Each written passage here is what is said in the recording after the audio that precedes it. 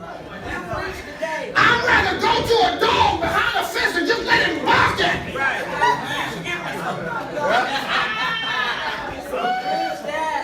Somebody in here, do you got something for me? Right here, because in all situations, money ain't gonna handle it. Right now, I'm in between a rock and a hard place. Oh my God, I need a word. Even if you just don't say nothing but rub my back, you're giving me something. What you don't realize is this is compassion. Oh, I can't fix your problem, but I got some compassion. And so we get mad after church when we didn't get what we came for because our expectations were in the wrong place.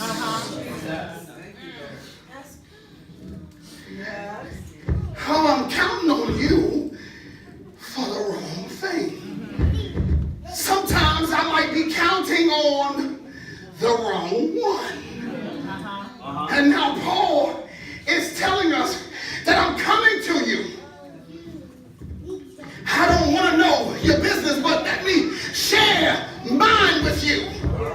I don't want, when I come, I don't want you to feel sorry for me. I don't want you to feel, Monica, you got to hug me out of obligation. Just because you saw me standing at worship time crying, you feel some sense of obligation.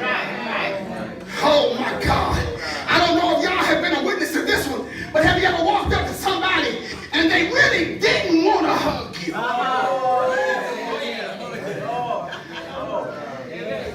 Or when you spoke to them, it took all they had to say hi back. That's right. Let me tell you the kind of hi I hate, Ivana, is when I give all my love to you in a hi, and you come back with hi. That's the grudging thing he's talking about in preparing your offering. See, I'm not talking about your money. Every time you come through that door, you should have an offering. That's good. Oh, because we are people with a seed. We came here with the seed of love in us. Yes. Everything else is what sprouted behind it. Oh my God. Then he says, I'm coming to your house. I'm sending my message ahead of time. I'm sending the message ahead of time. So this is what I'm telling you now. He said, I'm in need of some things. But I don't want you to give it to me because you see me in a disencouraged state. I don't want you to feel obligated to say something nice if it's not in your heart to say it. Okay. I don't want you to hug me if it's not in your heart to do so. He said, but I'm going to tell you this. Whatever you sow into me, if you sow it sparingly, when it's your turn, you're going to get it sparingly. He said, man, but if you look past me and see my need, and you sow it bountifully, he said, that you will reap bountifully. So when I see you, my greeting should be so genuine that this, you know why I want to give you this love, Frank? Because I know sometime down the line, I might need it. So I'm going to give you all I got. Because he said, if I sow it bountifully, I will reap it bountifully. And if we ever wonder why folk don't pray for us or don't have nothing to say to us when we going through no encouraging word, or they look at us funny, or don't have nothing to give, go back and check your calendar to see when you sowed that seed. Because just because it was sold to you don't mean you're going to be the one to give it back.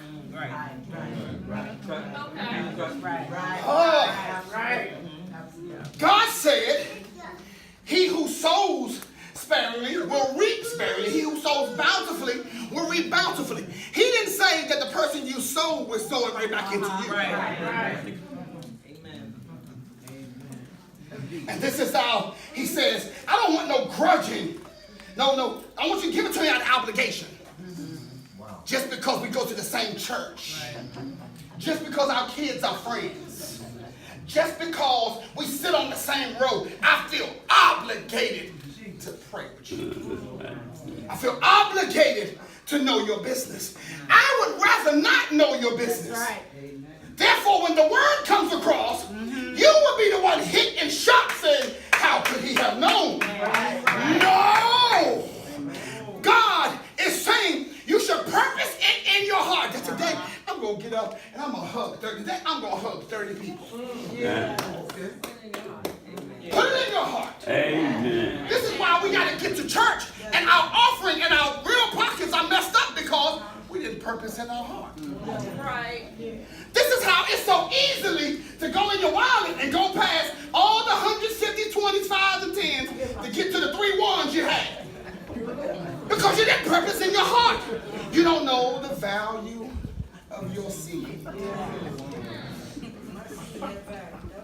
Oh. I had a friend who asked me, he said, Carol, I need your help.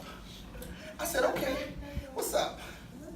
And so I said, well, give me a call. And I guess they didn't want to tell me by way of voice what the help was. They texted to me. So it was a dollar amount that they needed. So when I saw the dollar amount, I just thought it was like 1 or 2. It was a text error in the number of zeros you sent me. Okay. You know, sometimes you can ask for $15 and then, you know, that autocorrect thing. Right. Yeah.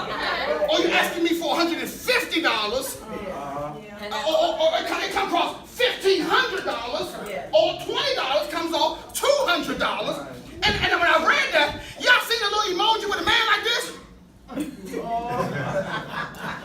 That was me. And I said, woo. I said, is this right? Yes. And so, anybody who knows me, know I'm very careful where I sow my seed. Very careful. Very careful. Anybody comes in here speaking, if you didn't preach the word, I'm very sparingly. And so when the friend asked me, I said, well, you know how I am. If you need this kind of money, I need to know what is this for. I just want to make sure I'm not sowing into your house party. I'm not sowing into you buying a dress or you buying a suit, but this is a real need. Then the person says, well, I need you to trust me here. I'm not ready to explain, but trust me. Now, this friend that I have established a trust with, I said, okay, I trust. And I was able to give the money without any questions. But then when I gave the money, somebody called me the next day. Cal, I got something for you. I said, okay, what's up? And I was in a mood like, what, man? I'm not coming way out there. He said, man, I didn't tell you to come way out there. I want you to meet me somewhere. Meet me at the Sunoco. You know, we always meet at. I said, okay, fine. I meet you at the Sunoco. He said, here, gave me an envelope. He pulled off. And I'm looking around like, what did this just do? And I opened the envelope, saw the money, looked around, counted the money, hit him, wouldn't answer the phone. He said, it's nothing to be discussed. Right. Okay. I said, but bruh, with all the H's, bruh. He said, I'm just being obedient. Right. He gave me $1,000. Right? Then we had the men's event. Bishop from New York was here. He left out for a minute, asked me, he said, where's the closest Bank of America? We looked it up. Bank of America right here on 4th Street. All the men who were here, this man stood up on the stage at the end and said, he got to crying. The Lord told me to just go do this for you. He said, and I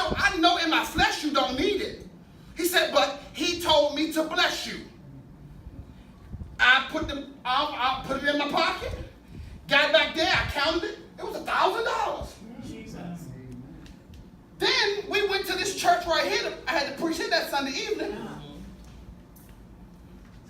Got a love offering that I wasn't even expecting because we left.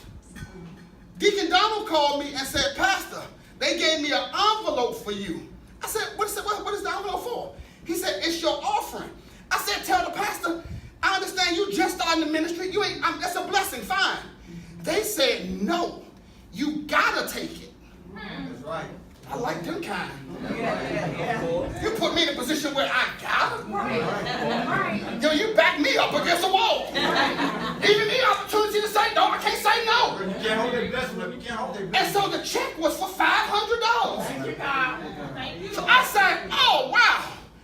I give this out right here, and God gave me 15 back plus the 1,000. Yeah. Oh, so I text my friend and said, look at the blessing I've got. Boom, boom, boom. They said to me, I told you I was good ground.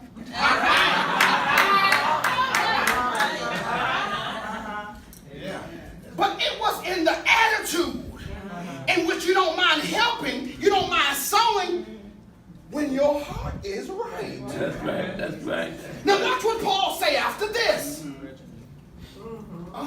He says, and God is able. He's able to make. See, this is what we're afraid of right here. We question the ability of God. Okay. And I got a revelation about God's ability. Because I started studying. He is able. He is able. He is able. He is able to do exceedingly and abundantly. God is able to make all grace abound. God is able. God is able. But then sometimes when I pray to you about it, but you're able to do it, but it don't happen. What happened to your ability? He said, no. Don't get that question. He said, don't get that confused. He said, I am more than able. Yeah. More than. But just because I'm able don't mean I'm going to do it every time you ask. There's some things I'm teaching you. Right. Whew. So God asked me one day, what are your abilities with me? He said, are you able to pray when I ask you? Are you able to sing when I want to sing? Are you able to talk to me when I want to worship? Are you able? Are you as able as I am? Yeah. Ooh. Write that song. Ooh. He says, and God is able. I said, who's she talking to? And God focus people.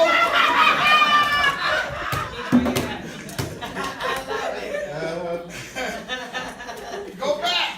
Yes, he's able.